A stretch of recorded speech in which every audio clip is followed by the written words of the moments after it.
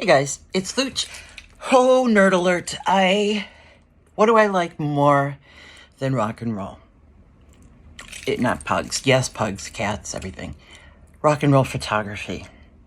I go down that wormhole, I'm lost. PBS has a new series. It's a 6-part series, and it's called Icon Through the Lens.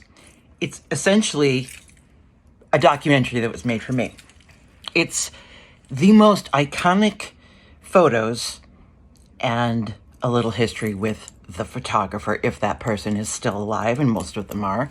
Our good friend Bob Gruen, who was pretty much at the epicenter of all New York punk rock.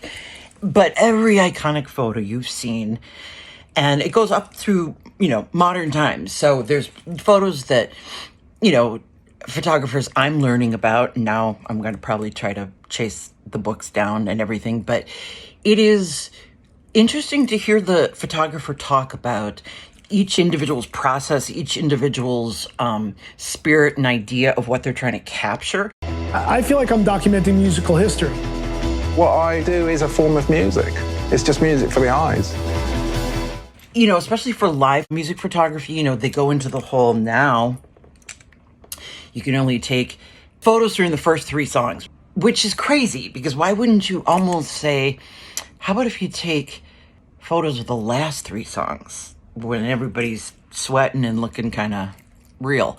But anyway, it's a thing photographers obviously have to deal with, no flash, that kind of thing. But back in the day when the photographers were having these relationships and friendships with these bands, whether it be, well, I'll just do drugs with the band or I'll just hang out with them, they're my friends, to gain that certain amount of trust. And it's just, like you said, really interesting to hear each individual photographer's take on their maybe most iconic photograph.